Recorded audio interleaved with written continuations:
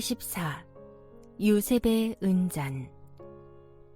요셉은 베냐민의 자루에 자신의 은잔을 몰래 넣으라 하네. 요셉이 형제들을 뒤따라가 사로잡으라 하니 베냐민은 꼼짝없이 누명을 쓰네. 베냐민에게서 이집트 총리의 은잔이 발견되다. 44장 1절에서 17절. 점심 식사 후 요셉은 집안 관리인을 조용히 불러 명령을 내렸다. 저 사람들의 곡식 자루에 그들이 각자 가지고 갈 수 있을 만큼 식량을 가득 채워라. 그리고 각자의 자루 아귀엔 곡식값으로 지불한 돈을 도로 집어넣어라. 네, 잘 알겠습니다, 주인님. 특별히 신경 써야 할 일이 있다. 저들 중 제일 어린 막내의 곡식 자루에는 곡식값과 함께 내가 늘 쓰던 은잔도 집어넣어라. 차질 없이 시행해야 한다. 관리인은 요셉이 명한 대로 행했다. 요셉이 이렇게 한 것은 마지막으로 형들을 시험해보기 위해서였다. 22년 전 도단 들판에서 자신을 시샘하고 미워하여 죽이려다가 상인들에게 노예로 팔아넘긴 형들이 얼마나 변했는지 알아보기 위해서였다. 하지만 형들을 올무에 빠뜨려 복수하기 위함은 결코 아니었다. 진정한 화해를 위해서는 무조건적인 용서가 아니라 회개와 변화된 마음이 전제되어야 하기 때문이다.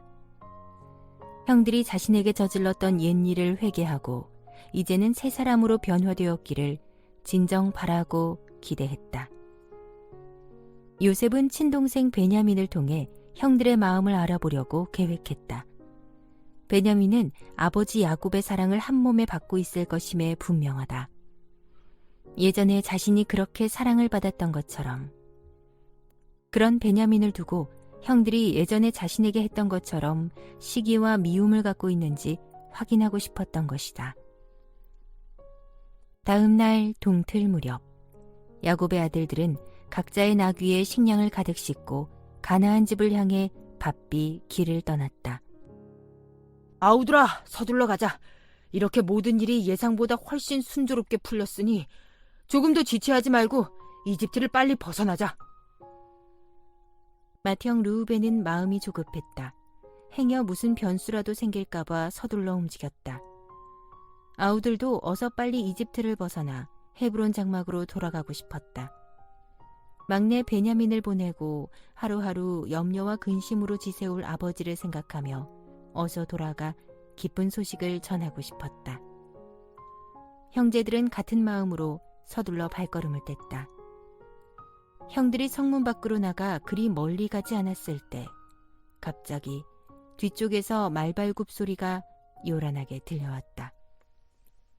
서랏! 걔 서지 못하겠느냐!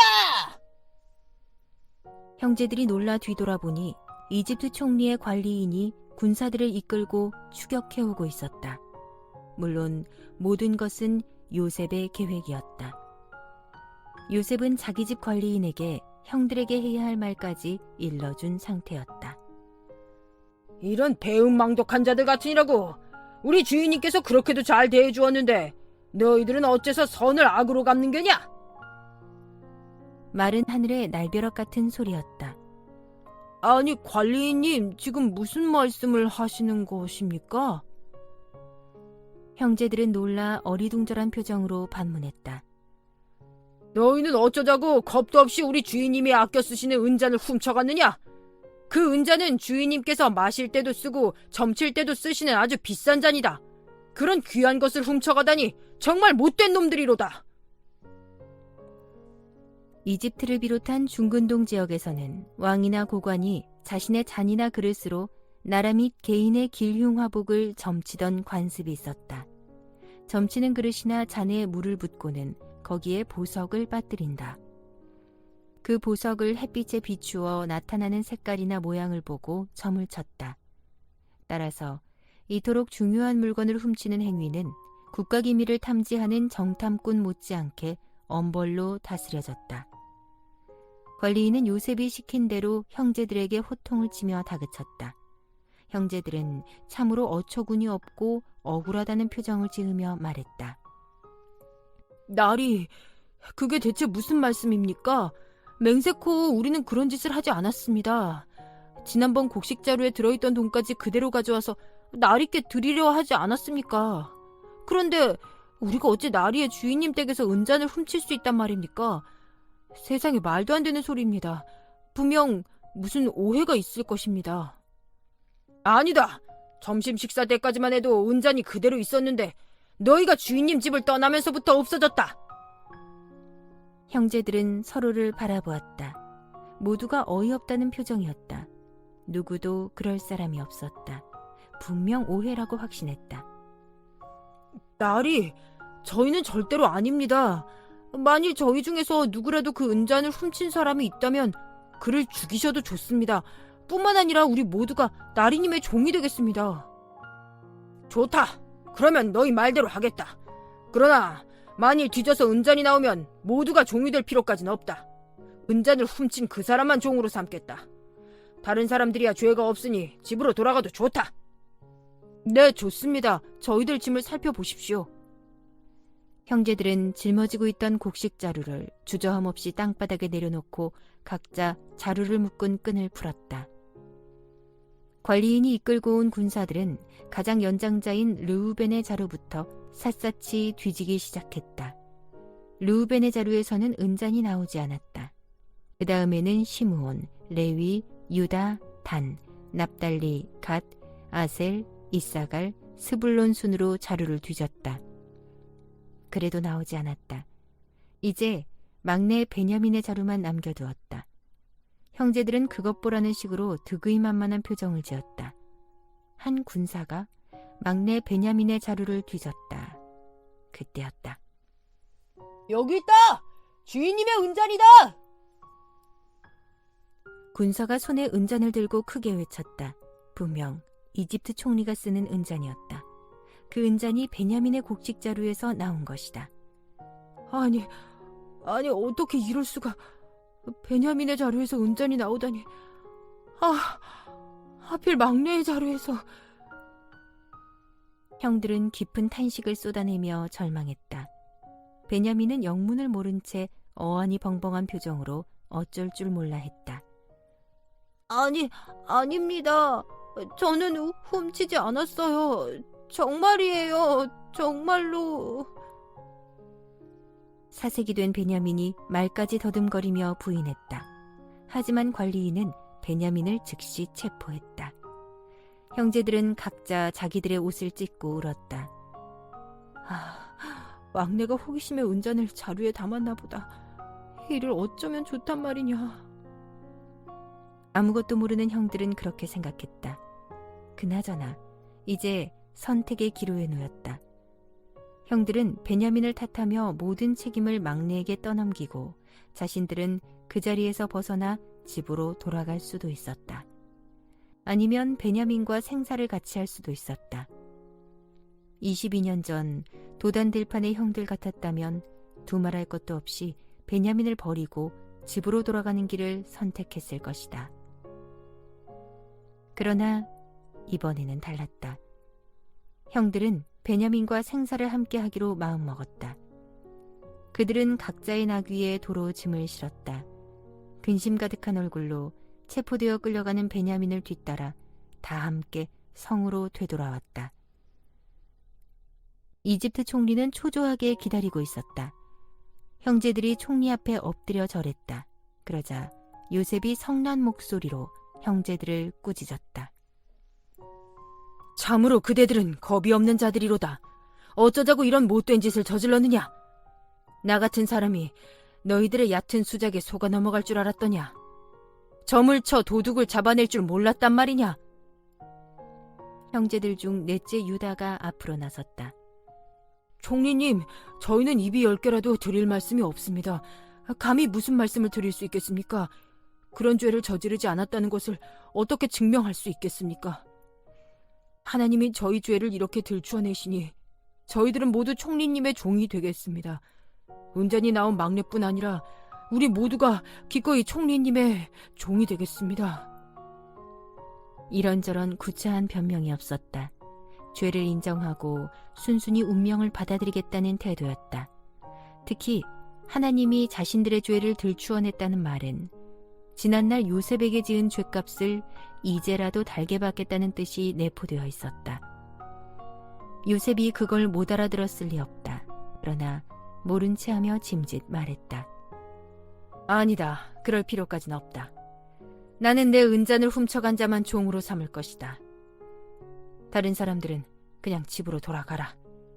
그대들의 부친에게 걱정을 끼쳐드리지 마라.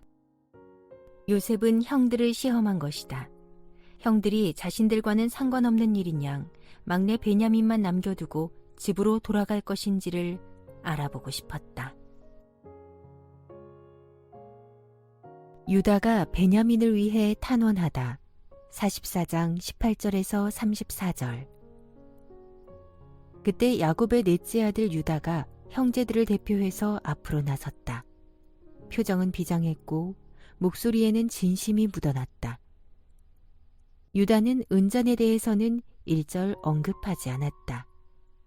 아무 변명도 하지 않았다. 이집트 총리의 위엄과 권위를 한껏 존중하는 가운데 백발성성하신 노령에 붙인 이 아이, 아우, 막내, 모친과 제 친형을 잃은 동생 등과 같은 감성적인 단어를 자주 사용하여 역시 스라의 자식을 두고 있을 아버지로서의 이집트 총리에게 호소했다. 사실 그때 요셉의 스라에는 6에서 8세가량의 두 아이 므낫세와 에브라임이 있었다. 총리각하, 제발 부탁입니다. 제가 총리님께 간절히 아뢰을 말씀이 있습니다. 부디 노하지 마시고 제 호소를 들어주십시오. 총리각하께서는 파라오와도 같이 높으신 분이 아니십니까? 이런 상황에서 무슨 말이 하고 싶은 게냐? 유다가 땅에 엎드려 막내 베냐민을 위해 탄원하기 시작했다. 총리각하, 총리님께서는 지난번 저희에게 물으시기를 그대들에게는 아버지나 형제가 계시느냐고 하셨습니다. 그때 저희가 총리님께 대답하기를 예, 백발이 성성하신 연로하신 아버님이 살아계시고 그 부친에게는 늙음하게 얻은 아이가 하나 있습니다. 그 아이 베냐민에게는 어머니가 같은 친형이 하나 있었지만 그 친형은 일찍 죽고 이제 그 어머니에게서 난 자식은 그 아이 하나뿐입니다. 그래서 아버님은 그 아이를 몹시 아끼고 사랑하십니다 하고 말씀드렸습니다. 그러자 총리님께서는 총리님의 눈으로 직접 그 아이를 봐야겠다고 하시면서 그 아이를 이리로 데려오라고 말씀하셨습니다. 요셉이 고개를 끄덕이며 인정하자 유다가 말을 이었다. 그래서 우리는 총리님께 말씀드리기를 그 아이는 아버님 곁을 절대로 떠날 수 없습니다. 그 아이를 아버님 곁에서 떨어뜨려 놓는다면 아버님께서는 한을 품고 무덤으로 내려가시게 될 것입니다 하였습니다. 그래도 총리님께서는 저희 형제들 중 하나를 여기에 남겨두겠다고 하신 후 그 아이를 이리로 데려오지 않는다면 다시는 내 얼굴을 보지 못할 것이다 하고 엄히 말씀하셨습니다. 그리하여 저희는 다시 부친이 계시는 고향집으로 돌아갔습니다. 그리고 총리님께서 하신 말씀을 아버님께 그대로 전해드렸습니다. 예상대로 아버님은 그 아이만은 절대로 이집트 땅에 내려보내지 않겠다고 하셨습니다. 요셉은 묵묵히 듣고만 있었다. 얼마 지나서 총리님의 은혜로 가져간 식량이 다 떨어지자 아버님께서는 저희에게 이집트에 다시 내려가서 식량을 사오라고 하셨습니다. 그때 우리가 대답하기를 아버지, 저희는 갈 수 없습니다. 저희가 막내를 데려가지 않고서는 이집트에 내려갈 수 없습니다. 막내가 없으면 우리가 이집트 총리를 다시 만날 수조차 없기 때문입니다 하였습니다. 요셉이 계속 말해보라고 고갯짓을 하자 유다가 말을 이어갔다. 그러자 아버님께서 저희에게 말씀하시기를 너희도 잘 알다시피 그 아이의 어머니가 낳은 아들은 둘이다. 그런데 그중 한 아이는 이미 내 곁을 떠나고 없다. 내가 멀리 심부름을 보낸 탓에 그 아이가 들짐승에게 찢겨 죽은 까닭이다. 그때의 한스러움이 아직도 내 가슴을 찢고 있는데 이번에는 너희가 하나 남은 그 아이의 동생마저 데리고 가겠다니 그게 말이나 될 법한 소리냐. 만일 이 아이를 데리고 이집트에 내려갔다가 행여 무슨 일이라도 생긴다면 나는 어쩌란 말이냐. 무슨 낙으로 살아가란 말이냐. 한해 한을 품고 죽으라는 말이냐.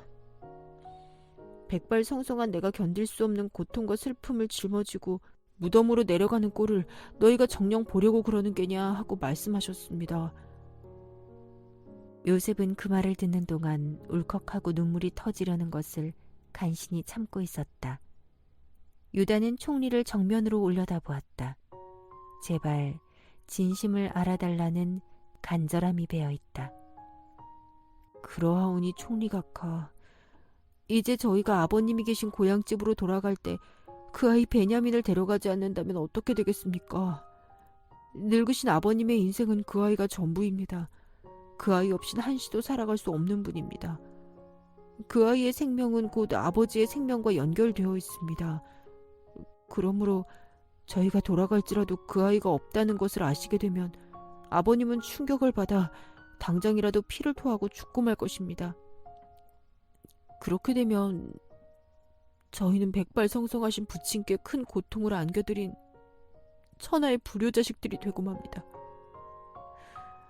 큰 슬픔과 고통 가운데 부친을 무덤으로 내려보낸 망고의 죄인들이 되고 맙니다. 하늘과 땅에 영영 씻을 수 없는 죄를 짓고 맙니다. 유다의 음성에 눈물이 섞여 있었다. 다른 형제들의 눈에도 눈물이 글썽였다. 요셉 총리는 점점 감정을 주체할 길이 없어졌다. 총리각하, 그래서 저는 그때 가나안 땅 고향집에서 아버님께 분명히 말씀드리기를 제가 그 아이 베냐민을 책임지고 반드시 다시 데려오겠습니다. 만일 그렇게 하지 못한다면 제가 그 책임을 온전히 짊어지고 죽을 때까지 일평생 어떤 죄값도 달게 받겠습니다 하였습니다. 총리님, 제발 부탁입니다. 부디 제가 막내를 대신하여 총리각하의 종이 되도록 허락해 주십시오. 아니, 원하신다면 저뿐만 아니고 저희 모든 형제들이 기꺼이 총리각하의 종이 되겠습니다. 요셉은 잠자코 말이 없다. 무슨 말을 하든 말을 꺼내기만 하면 감정이 터져나올 것이 뻔하기 때문이다.